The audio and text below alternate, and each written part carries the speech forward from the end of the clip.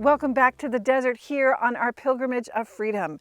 We find ourselves in the very southern part of the modern day state of Israel, very, very close to Sinai. And we've stopped in front of this site because it is the same date, or it dates, according to the archaeologist, to the time when the Israelites were freed from slavery in Egypt. And this is in a place right next to some of the most ancient copper mines in the entire world. This is a work site where workers, and most likely slaves, would work that stone to get the copper out by doing an entire process in this area. And then they would get this very valuable metal. So valuable to the Egyptians that the sign for copper is the ankra, that same sign which they use for life, the little circle with the long base, almost looks like a cross. That's how important it was for them. They would use it not only for utensils at home and maybe bowls and things of that nature. It was even more important, however, because it replaced flint as the material used for tools, because you could actually fix copper. You could repair it when it was broken, unlike flint. So this was a very important area, mostly controlled by the Egyptians, but many different civilizations came through. And we're here because we're going to be talking about what civil society, the rules civil society receives when they follow the fourth commandment. So let's go further into this area and see what it was like for these people to extract copper from the rock, and then we'll see where the mines are here in the mountains. Follow me.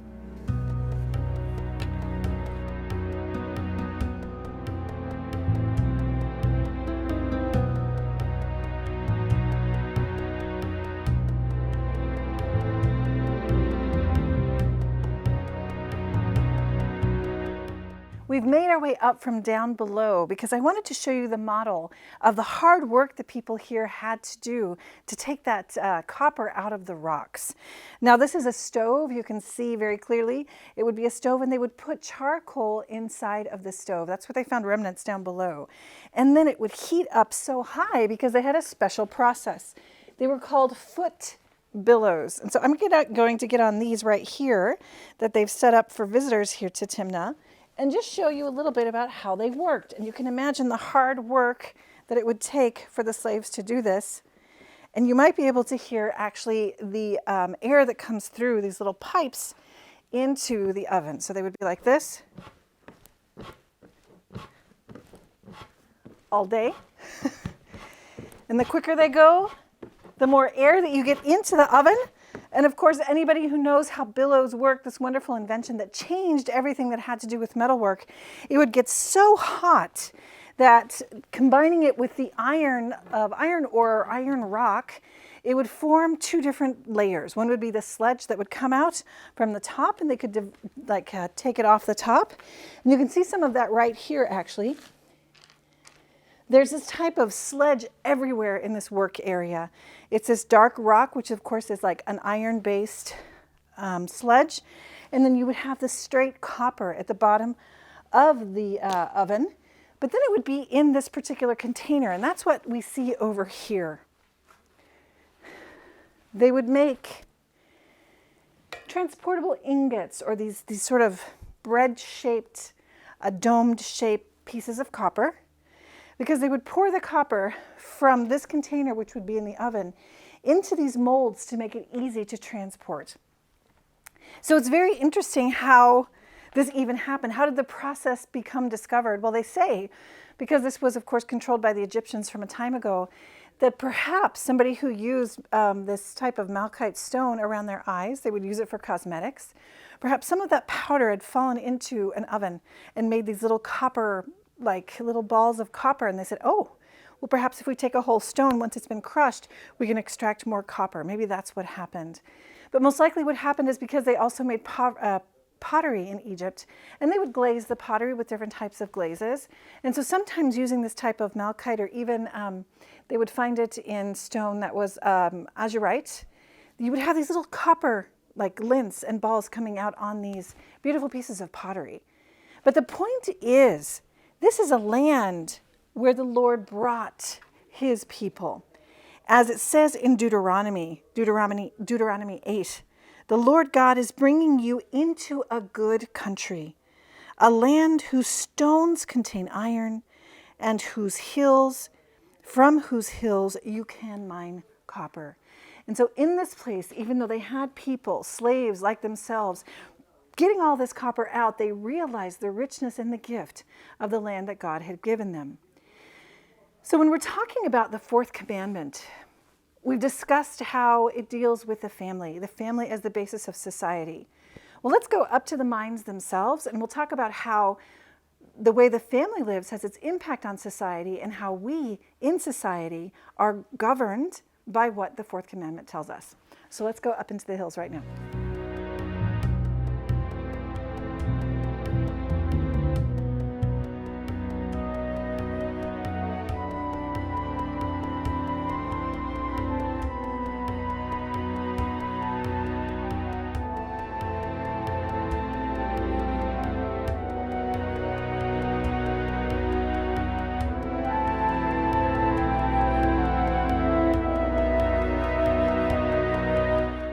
We've made our way here to the very base of the mountain area where this was filled with workers. The workers were actually taking out the ore, taking out the stones that had the malachite rock in it that indicated that copper was there. And so they've made a sort of a model of what the shafts look like. You can see how small they were. The people working in there would have to almost bend down all the way, or they would crouch down like this and make their way into the shafts.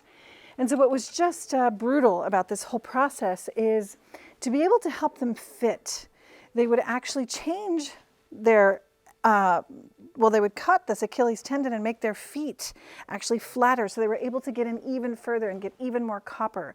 So there was a specific goal in mind. It had nothing to do with the person. It had everything to do with getting out what they wanted. It had to do with the material and with the goods. And also if you had your Achilles tendon cut, you couldn't run away if you were a slave and decided you would try to escape. So what is it that the Lord is telling the Israelite people? Everybody in the world was living like this. This was common. But he's saying if you're going to be my people, there's a specific way that you need to live, not only in your family, but also in society. It can't be that you make things so tiny like this or shafts like this. You can see the stairs going up and down where they would have to go, down into the earth and do their hard work all day and be mutilated for a different end.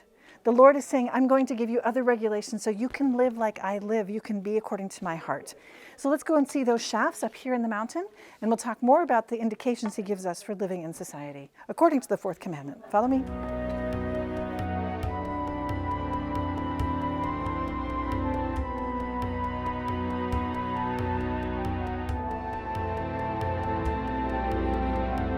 So here at the entrance of this mine shaft, we have to remember that the Israelite people, as they were coming through the desert, were struggling with remembering the Lord. It's just so easy to get bogged down by everything that we live every day.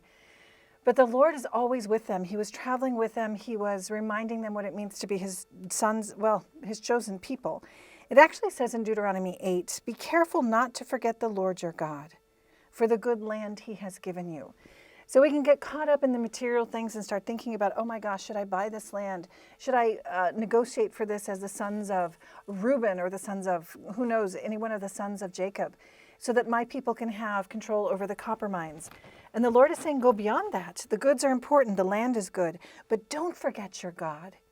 Even when you see that copper symbol, which symbolizes the God of Egypt, do not forget me. Don't forget him by forgetting or failing to keep his commandments or ordinances, which I enjoin on you today. He guided you through the vast and terrible wilderness, fed you with manna. You might say in your heart, it is by my own power and strength of my own hand that has got me this wealth. And it repeats in Deuteronomy, remember the Lord your God. He gives you power to get wealth by fulfilling the covenant. So the power comes because the Lord is faithful. He swore to your ancestors this covenant, so do not forget the Lord your God. And then it ends by saying, or, quite frankly, or you will perish, which is probably what they saw all around this area. Now in Beersheba, remember, it's very close to here, a little bit further north, of course, in the deserts of the Negev. We spoke about the family in the context of the fourth commandment because obviously it says, honor your father and your mother, respect your parents. And then there's duties and rights, but mostly duties we're talking about that the children have for their parents, and also which parents have for their children. So just to remind us of those, because when we're talking about organizing society and not taking advantage of people like those who do this type of hard labor, those are the basis for society. So first of all, respecting your parents, gratitude for those who gave you life. And that's according to Sirach. So many places in the Old Testament, it just reminds us of that, as well as Paul in his letters. Obedience and docility. It says, actually, I love this in Proverbs 6, "My son, keep your father's commandments and do not forsake your mother's teaching." What's another thing that's a duty of children? Well, when you're older, it's to anticipate their wishes, to seek their advice, and to accept their just admonitions. It's so important because obedience is when you're a child, you become independent and you grow, but you still honor your father and your mother. And this is very clear in so many different areas. The fourth commandment also speaks about the relationship between siblings. We honor our mother and our father when siblings actually honor one another. They live in forgiveness and patience and in charity. And so it's interesting that respect for parents in the faith as well is part of the fourth commandment. Godparents, grandparents, pastors, catechists, friends, teachers. All of this is encompassed in the fourth commandment. And I remember when I was in the Czech Republic doing some work, missionary work, a long time ago, right after the Velvet Revolution, I was working with a whole group of college students who had never learned about God from their parents. Their parents grew up in the communist youth. Most of them felt like Jesus was equivalent to Superman. He was a made-up comic book hero. But they did have a seed of the faith that their grandparents actually taught them. Many of them knew the prayers. Many of them knew, if they were Catholic, the rosary, thanks to their grandparents. The babichkas had so much power in that sense, and they honored them because of it. It actually says in Sirach, "For the Lord honored the father above the children, and he confirmed the right of the mother over her sons. Whoever honors his father atones for sins. Whoever glorifies his mother is like one who lays up treasure. Whoever honors his father will be gladdened by his own children," because he'll be treated the way he treated his father, I'm sure. "And when he prays, he will be heard. Whoever glorifies his father will have a long life. Whoever obeys the Lord will refresh his mother." So those are the duties of the children. What about the duties of the parents that then also extends into the duties of all of those who have any authority in society at any level? Well, first of all, it's not just to give life. It's not just to give work, for example, in these mines. It's not just to procreate. It's also, and it extends to moral education and spiritual formation. So in the Egyptian gods, you often see this symbol for life, which, like I said, is a symbol of copper. You also see that symbol of the wasp. It's like a stick with sort of a head on it. And our God in Egypt actually told us that that means a life rightly lived, a life according to moral education and spiritual formation. This is the duty of the parents, and that's absolutely logical. We need to be educated. We need to be educated in freedom. We can't fall into this modern lie that we need to leave children just to choose everything, including perhaps their own gender from the time that they're little tiny. They need to be educated. We all need that because freedom is not absolute. And this is really important. Societies are built on other societies. Children stand on the shoulders of their parents. That's why they need to be educated, and that's a responsibility and a duty of parents and people who have authority. Mostly, it's treating them as free people. So how is this done? Well, for parents, and we can make this as an analogy to businesses and societies, is to create a home where there's tenderness and forgiveness, respect and fidelity, disinterested service, among others, and a place of education and virtue. We have to remember that virtue means that I'm becoming more like God. That's the whole point of the covenant, the whole point of the commandments. And so this is teaching kids self-denial, sound judgment, and self-mastery. And again, this self-denial, this sound judgment, and the self-mastery also that the Israelites had to learn as they were coming through the desert, that is a prerequisite for true freedom. We can never forget that when we're on our pilgrimage of freedom. Fostering solidarity, teaching the faith, teaching people how to pray, giving them that whole context. So this is the family, very clearly the context of the fourth commandment, but let's extend it further. And this is why we're here in this place. Let's talk about the authority in civil society. What does the commandment tell us? Well, it enjoins us to honor all who for our good have received authority. Remember, Jesus was a perfect example of that for us Christians. He honored authority. He followed authority, even when it was unjust in many ways, authority. He didn't exactly follow what they said, but he knew that that was given by God, by his Father. There's a providence there. All of it is from God. And actually, if any of you are going to follow in May, the ancient ceremony of the anointing of the new King of England, King Charles, there's an anointing that they receive. And that ceremony came about because of this reality. Authority is given by God. Authority is always given by God. So that's the basis of civil society in that sense. But what are the duties of those who have been given this gift of God? Well, it's exercising authority as a service. Remember, it says in Matthew 20, whoever would be great among you must be your servant. That's what it means to be in authority, and it's a challenge because power can always go to our heads. No one can command or establish what is contrary to the dignity of persons, and that means that you're serving them. What they lived in these minds was not dignity. It was not according to the best of the person in any way. So the duty of the people in charge is to facilitate freedom and responsibility for everyone, to take into account the needs of each person and the contribution of each person. So regulations don't become a temptation for personal gain. In other words, I put everybody in these minds to work regardless of their needs, regardless of their abilities, because I want to be rich. Oh, it's so easy to do that when we're in power. So it's respecting the rights of the person. That means humane justice, respect for the family, for the common good, and obviously political rights. So let's then make that analogy also for children to the citizens of a civil society. What are the duties of citizens according to the fourth commandment? Well, to consider those in authority as the representation of God, as we said. So Peter actually said, St. Peter in his first letter says, be subject for the Lord's sake to every human institution. Live as free men, yet without using your freedom as a pretext for evil, but live as servants of God. So he himself is telling us that. Be subject to every human institution for the Lord's sake. And so loyal collaboration also is interesting. It means as a citizen, I don't just follow like an automaton. I can literally criticize what seems harmful to the dignity of the people around me.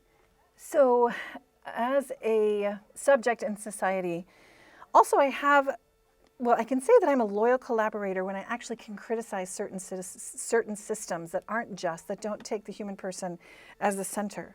And that means I can actually exercise in political discourse. What is best for all of us? What is best for society? We can't just be led. We can't be led just by ideologies no, we want to engage in conversation. And that means constructive criticism. That can be, for example, in the case of immigration, which is a big topic in the United States. We have to take into account the dignity of the persons and the good of the community. So very clearly, we have a duty to live according to the truth, solidarity, justice, and freedom at all different levels of society. Anything that contributes to the good of society. Remember, even in Romans 13, Paul tells us to pay to all of those their dues, taxes to those whom taxes are due, revenue to those to whom revenue is due, respect those to whom respect is due, honor those to whom honor is due. That is the fulfillment of this particular commandment. Clearly, there's two things I just want to mention, and you can look further into this, reading more about the fourth commandment. In conscience, we should never follow laws that are immoral, right? That don't have the good of the person in the center. Just an example, in ancient times, if you were to give birth to your firstborn son, you had to sacrifice that firstborn to Moloch. That's obviously not according to conscience. Doesn't help the person. In our day and age, the Little Sisters of the Poor, paying for abortion services in their health care. That's clearly against their religious beliefs and the human person, the common good. So honoring your father and your mother, this commandment has a lot of nuances, including, let's talk about armed resistance in conflict. It's really, really complex when you analyze a war. Look at Ukraine and Russia. Is it a legitimate conflict? Can you really have resistance? Well, there's very specific things that we have to follow to say, yeah, there are times when you can. But this is why we've got to seek advice and we've got to pray. And one of the things I want to say, just to finish up this reflection, is all of those who follow the Lord, just like the chosen people, the church of today, the church is called to be a sign and a safeguard of the transcendent character of the human person. The church can never be confused with society. It can't just be, as many people have actually said, oh, it's something that serves society. No, not at all. It's actually something, serves for the good of a political end, is what I'm saying.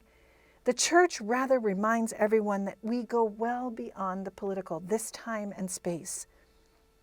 Society is not recognizing the vision, the preeminence of men over things, with his origin and destiny in God, or rejecting it in the name of independence from God, are brought to seek their criteria, their hierarchy of values and goal in themselves, or to borrow their hierarchy of values and goals in ideologies. The church says, no. It's at the service of men, mankind. And they have a destiny which is eternal.